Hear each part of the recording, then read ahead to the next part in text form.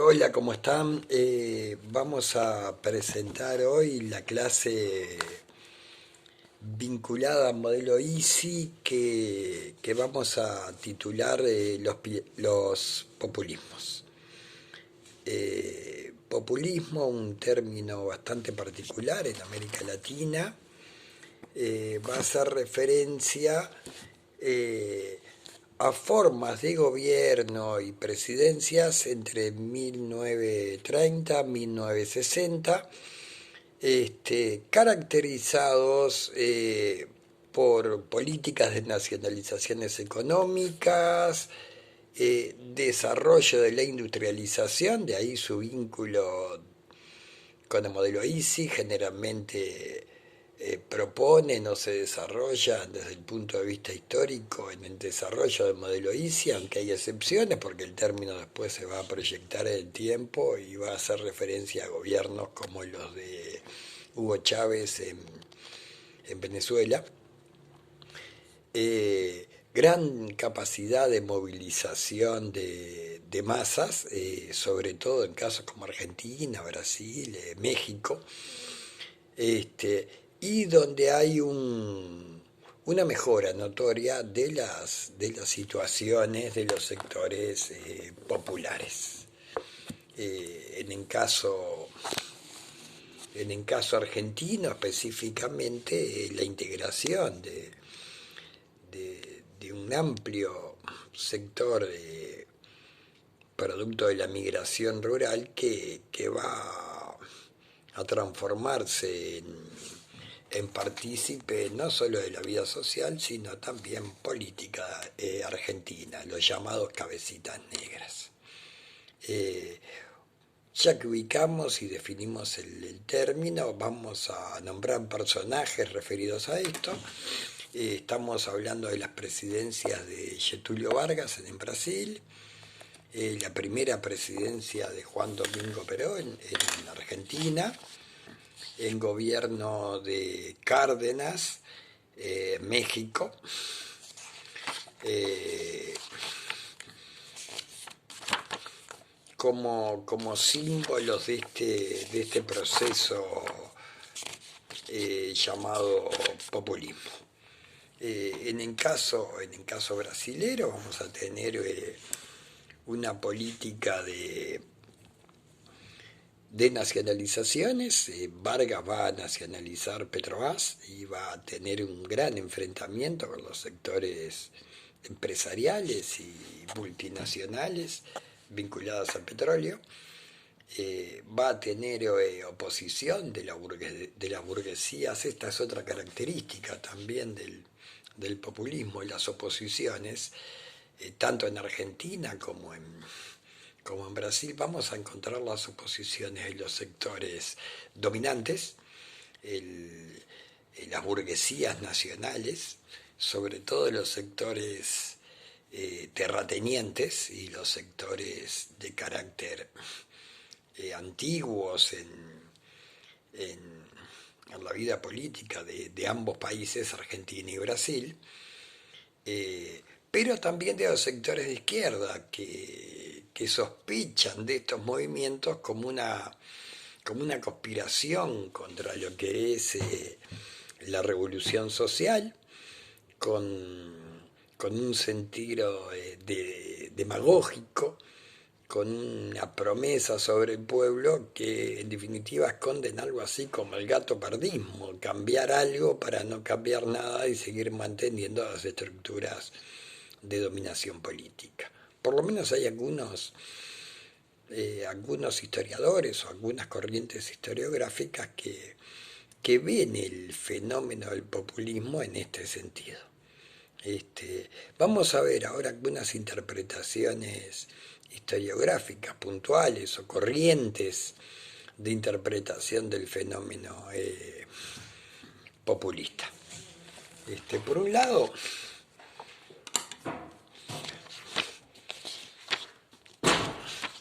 Por un lado, vamos a tener aquellos que defienden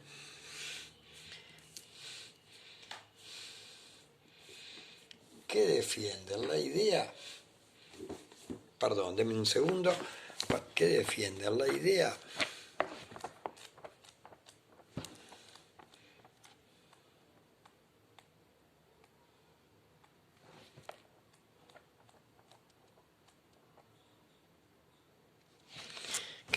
La idea del populismo como producto de un momento histórico donde hay un cambio de modelo, donde el modelo agroexportador y el Estado oligárquico típico de América Latina entre 1870 y 1930 se ve afectado fundamentalmente por la crisis del 29 y necesita un cambio producto de los comienzos de la industrialización, un cambio de modelo que es el modelo EASY que estudiamos, y donde algunos sectores que aparecen en la vida social producto de la industrialización como mano de obra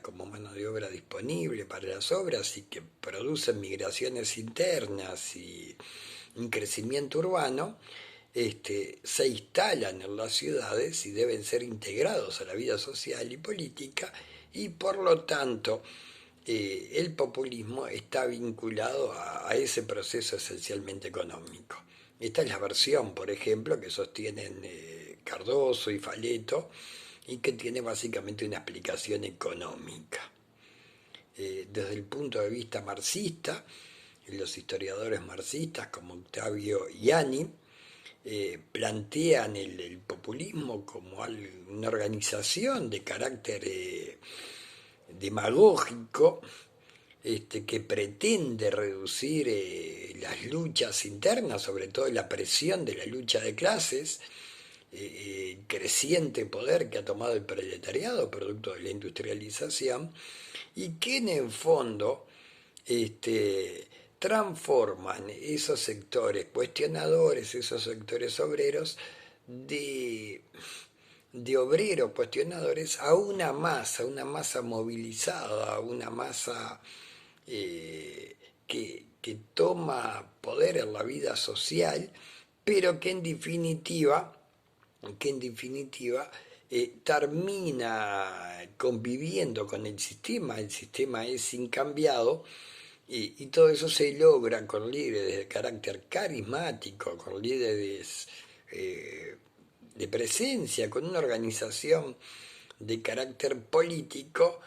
que de alguna manera se disfraza en un discurso demagógico, explota el nacionalismo y tiene políticas económicas fuertemente intervencionistas y algunas generando derechos sociales que hacen que genere una simpatía, pero en última instancia mantenga en esencia la estructura básica del sistema. Sociólogos como el argentino Torcuato Di Tella van a considerar el populismo también en ese sentido, en el sentido de demagógico, con el amague de producir transformaciones profundas, pero que en última instancia lo que hacen es mantener el poder de los sectores dominantes.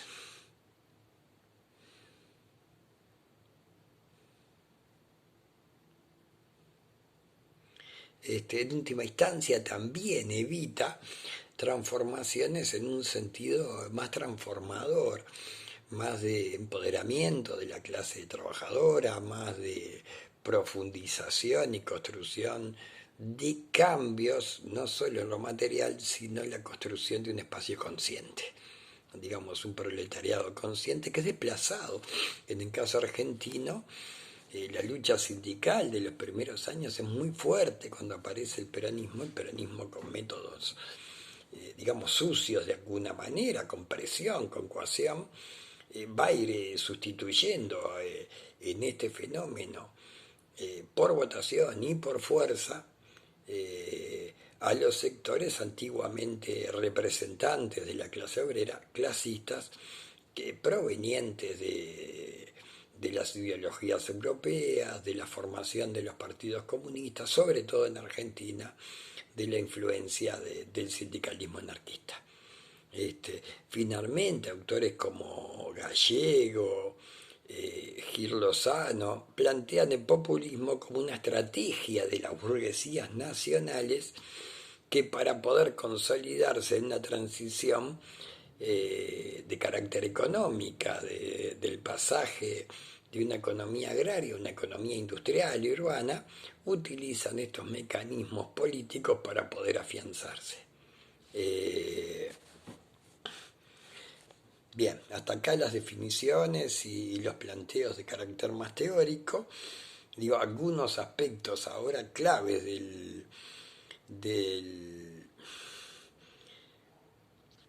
del populismo. Digo, una de las características es el carácter intervencionista. Según el historiador Alain Rouquet, el Estado intenta responder favorablemente a las solicitudes de la clase obrera, pero para mantenerlas bajo su dominación. En este sentido, los discursos de Juan Domingo Perón, presidente de la Argentina, decía ceder algo para no perder todo. Getúlio Vargas, presidente emblemático de Brasil, decía, debimos hacer la revolución antes que la haga el pueblo. Por lo tanto, lo que está haciendo es que la conducta del Estado va a funcionar como una especie de vacuna antirrevolucionaria.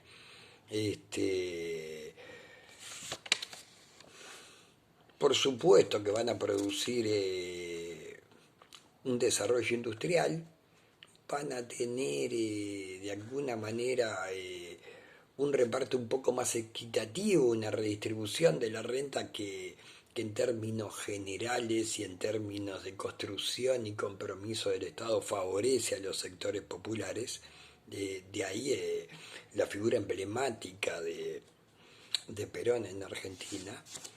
Y en el caso peronista no solo eso, sino en reconocimiento a la clase peronista, a la masa peronista como el sector más importante de la sociedad, el constructor de la sociedad. Mis descamisados, yo, decía Perón, el primer trabajador, está en el himno peronista, un juego de identificación entre la masa y el líder, en donde le permite a los sectores antes marginados, que de alguna manera siguen viviendo esa vida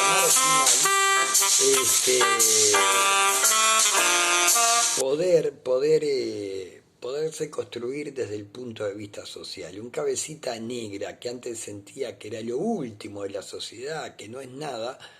hoy se siente en protagonista de la vida política, se siente en constructor de una Argentina que tiende a ser poderosa, se siente que adquiere derechos en los espacios sociales, son los sectores que antes no llegaban a los cines del centro de la ciudad y ahora los empiezan a ocupar, son los sectores que no se animaban a sentirse identificados con la Argentina y que ahora se sienten los protagonistas, se han ocupado también los espacios sociales,